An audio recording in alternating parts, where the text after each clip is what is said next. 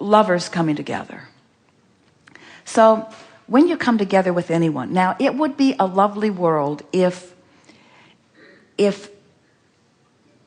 you were not performing out of obligation and commitment and responsibility quite so much, and more of you were doing what you want to do. If you want to really see a good depiction of law of attraction at its natural best, look on the playground in almost any schoolyard and see who's playing with who. Because kids, for the most part, are doing what they feel like doing, doing what they're wanting to do, and they are gravitating pretty close to what law of attraction is dictating. Where adults do so much out of responsibility and commitment that there are a lot of what we would call vibrational mismatches. Now, there are people who are really law of attraction truists who don't want to hear that, especially from Abraham. Don't want to hear Abraham say that law of attraction is at the basis of everything, but that people do make decisions based upon other things, and you get sort of sideways of what you want your vibration to be, or what the vibration of the source within you is. It's all about that contradicting vibration that goes on within you. So if you were to just gravitate naturally by following your gut, using more gut instinct, you would find yourself on vibrational wavelengths more. So ornery people would really hang around exclusively with ornery people, and happy people would hang around exclusively with happy people.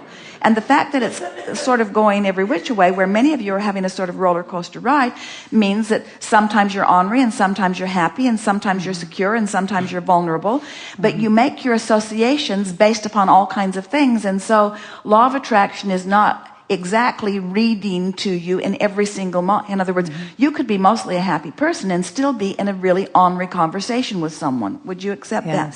So there, of course, there is this point of attraction that is what's generally happening with you. But let's say you come together with someone and you are feeling high and happy, and they just got bad news about something and they are not.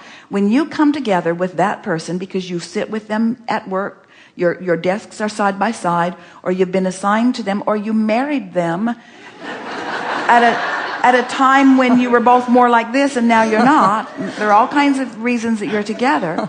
What happens is each of you, without even knowing you're doing it, are trying to get the other one to come where you are. You're trying to get them up, they're trying to get you down, because you have this natural desire to communicate. But there's also this other thing that happens, that when you're aware of them, in other words, there's just this natural blending or balancing of the energy. So much so that when a room full of people come together, the room has a personality, which is the combination of that which you all are. And one new person could walk into the room who has an extremely high or extremely low vibration, and the personality of the room would change. It's just sort of a natural process.